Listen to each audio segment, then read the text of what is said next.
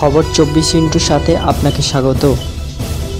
নতুন নতুন খবর জানার জন্য আমাদের চ্যানেলে চোখ রাখুন। নমস্কার দর্শক বন্ধুরা, খবর 24 সাথে আপনাকে স্বাগত।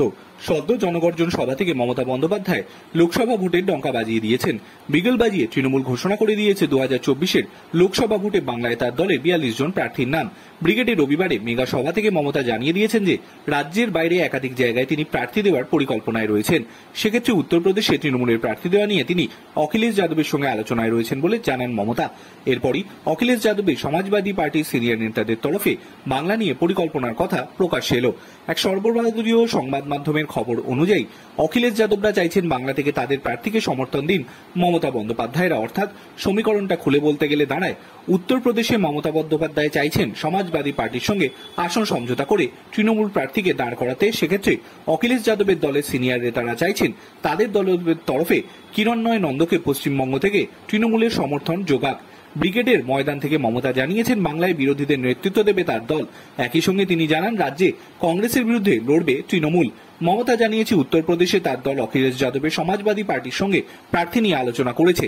এদিকে সমাজবাদী পার্টির সিনিয়র নেতা ও 7 বারের বিধায়ক ওম প্রকাশ সিং প্রস্তাব দিয়েছেন পার্টির ভাইস প্রেসিডেন্ট কিরণময় নন্দকে বাংলায় একটি আসনে সমর্থক যোগাক তৃণমূল। ওম প্রকাশ সিং প্রস্তাব বলেছেন, তৃণমূলের জন্য উত্তরপ্রদেশে নতুন রাজনৈতিক ক্ষেত্র যদি আমাদের প্রেসিডেন্ট অখিলেশ যাদব আমাদের নির্দেশ দেন তাহলে তৃণমূলের জয়ের জন্য সম্ভাব্য আমরা চেষ্টা করব।